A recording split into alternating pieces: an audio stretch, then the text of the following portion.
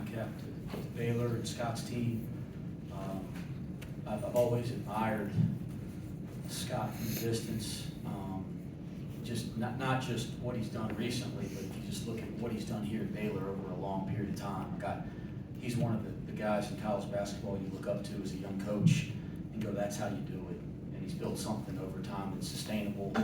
And I've never competed against him in any way or been in the game. So preparing for this one, I got to dive into it a lot more. And he's got a heck of a basketball club. They're sound.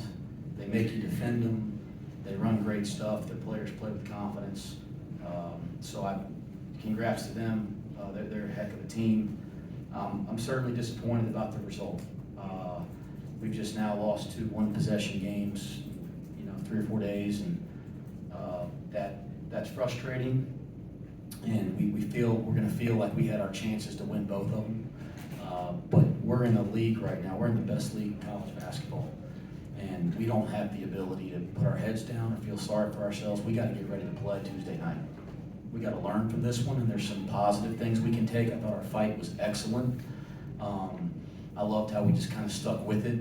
And then there's some things that we could have done better, and it isn't a missed layup or a missed 3 on the last possession, right? There's some things, whether it's a box out or whether it's transition defense or some execution or zone offense, there's some things that we can do better.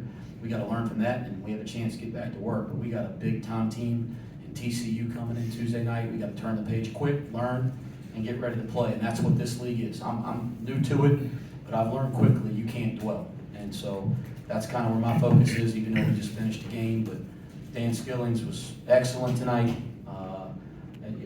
It's always been there. He's been working at it consistently in practice. So it was great to see him kind of find his way in a Big 12 game. He's done that in some non-conference games, or he did that in a non-conference game right before Christmas, but to see him do that in a Big 12 game was a big step. So some things I was pleased with. I was pleased we had our chances at the end, but just one possession better is what we got to be focused on right now.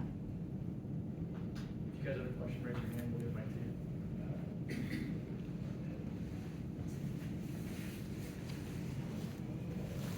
you. After you got the timeout and then the play got to Seamus and he missed the 3, was that the shot you were after there? I don't think that was out of the timeout, Scott. I thought the timeout, we ran the ISO for Dan on the right elbow, and they went to review it. Right. The play after that. They went to review it at the monitor, and we got a chance to huddle up.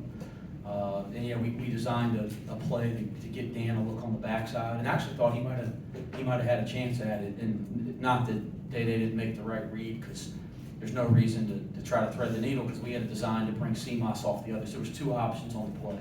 It was Dan on the backside for a cut, and thought he had a slight advantage, and then it was Seamus coming around. And I have to look at it on tape because I'm across the floor, but it looked like he got a really, really clean look in the corner from 3 and just hit the back of the rim. So listen, the last 25 seconds, if you get a shot at the rim at 1 foot, an open 3 in the corner for your best 3-point shooter that's eligible, that's healthy right now, I got no problem with our execution at the end of the game. Coach knows he's tonight. Any update on him or his status as far as his injury?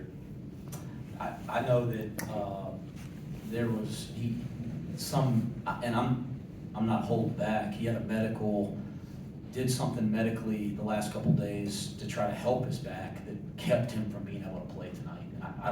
I'm not qualified to speak on the specifics of it, so I'm not going to try. But he was not cleared by our medical team to play.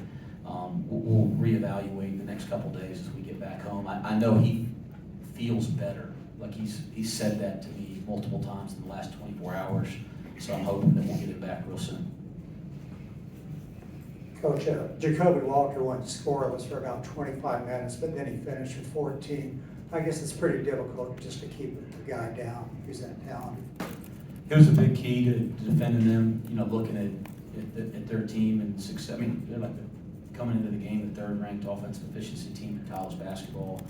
So you're not stopping them in every way, but you look at anybody who's had success, defending him to the 3-point line is a massive key. And usually I don't like to give that kind of stuff away, but anybody playing them is going to know that. I thought John Newman was terrific on it. Like just terrific. Again, I could go down and say some positive stuff about a lot of our guys, but I thought John Newman was terrific on him. And then we made some errors getting through some screens, later in the game and gave him some good looks, and then made an error there fouling him about 4 or 5 feet. I thought we did a nice job a couple times of making it go through our chest, and he banks one in over Seamoss. We had a really silly one in a similar situation 2 or 3 minutes before that, but he's a good player and a great scorer. So, but to hold him under his average was something that was important coming into the game.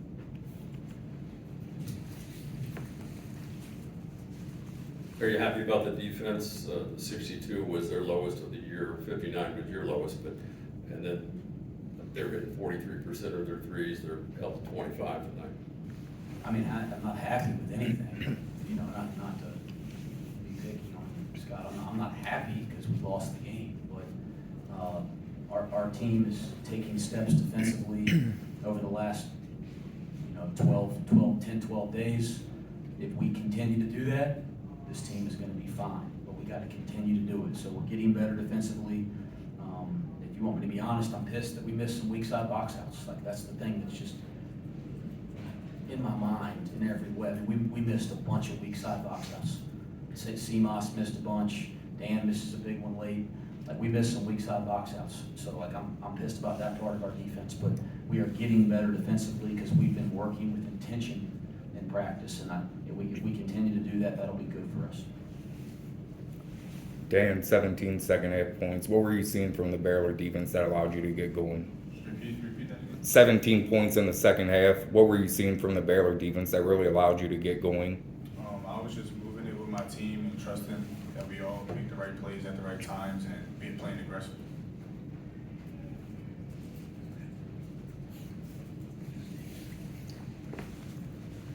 Can you talk about the last layup? I mean, most of the second half, it seemed like you weren't going to be denied. You seemed awfully determined to get them back in the game.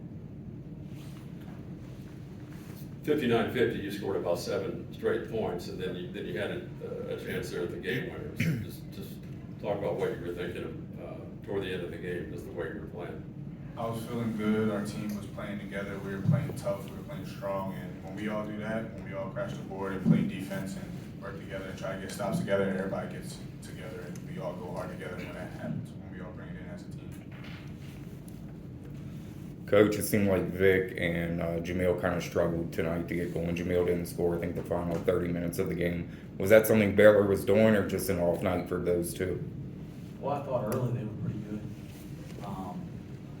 I thought that they were pretty good there early, both of them. I thought we were really good scoring the ball when we had them both in together early. Like we were able to get post catches to both of them there for a segment, and we were trying to continue to do that in the second half. Vic's foul trouble was a problem. That's why that technical hurt us so much. And there's things we got to learn from. That's one of them. Vic was just going to take the ball out of bounds, and somebody steps in front of him and kind of stirs it up. But Vic is too valuable to our team. He can't get them. I'm not pleased about it, but he can't get that. Like, that can't happen because that keeps us from playing in more minutes in the first half. And then I thought we managed the foul trouble pretty well in the second half, but that foul out's a big deal for him. So, no, I thought Jamil and I thought Vic had some good moments offensively there in the second half. And I thought Jamil got the ball in some places that he's going to be really successful. We've already seen that in some games. And, we'll get back to work in the gym with them. But they both had some good moments early in the game offensively. Anything else? All right, thanks, Coach.